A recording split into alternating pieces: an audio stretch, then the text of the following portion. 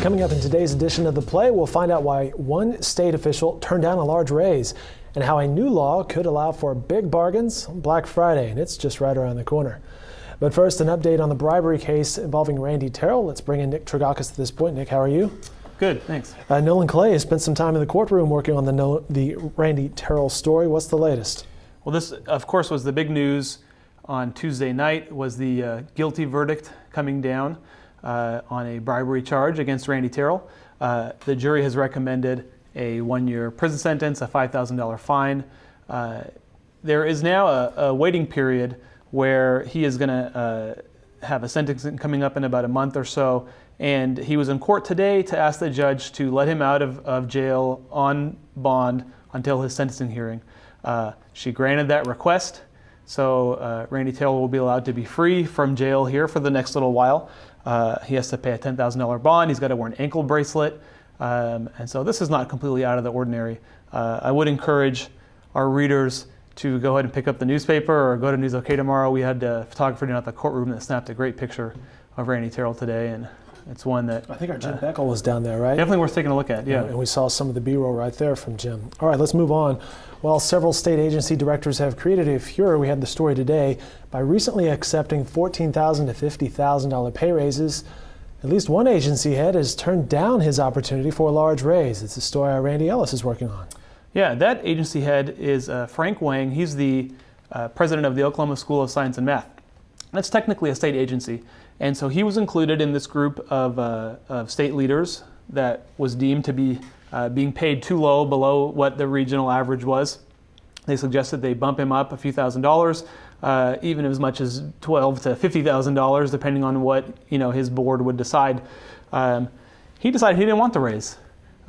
He contacted us to let us know that he had been offered the raise, decided to turn it down because, for one reason, he told us he had actually had a very successful business career prior to taking over the school and is financially stable, didn't feel like he really needed the money, and even more so because in the school budget there was no real way to add extra money to pay for his raise. It was going to be a trade-off of maybe cutting services to the students or laying off teachers to make up the extra money. And he just decided with his situation in life, he would prefer to not take the raise and keep his teachers there. So kind of an interesting story. Very interesting story. That's a story worked on by our Oklahoman's Randy Ellis, but he's also working on another story. Yeah, he is. This is sort of a late developing story. We got an audit in the newsroom today released from and I'll have to look at the sheet here, the State Office of Management and Enterprise Services. And it is calling on the carpet the Oklahoma teachers' retirement system. The audit suggests that they may have made several improper expenditures with their P cards or purchase cards as they're known.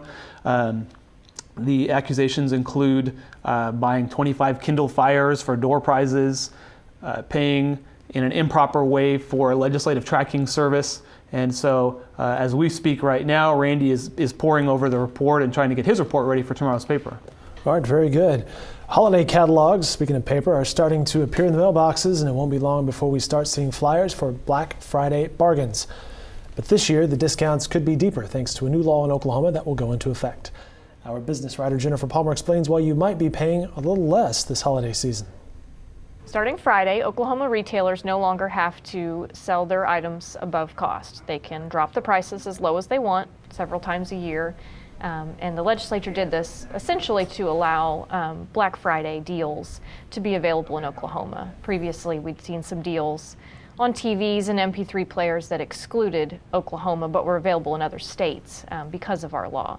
And so now stores this Black Friday can drop their prices as low as they want. That's our Jennifer Palmer from the business desk. We appreciate her time today. Nick, thanks for your time today.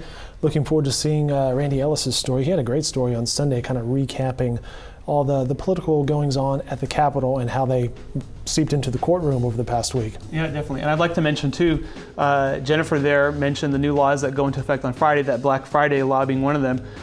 We're doing a whole package in the newspaper to talk about all the different laws. There's several that are going into effect on Friday that came out of this past legislative session. We'll look for that in Friday's edition and upcoming editions of the Oklahoman, along with the rest of the stories we just mentioned. Have a happy hump day, everybody, and a good Wednesday night.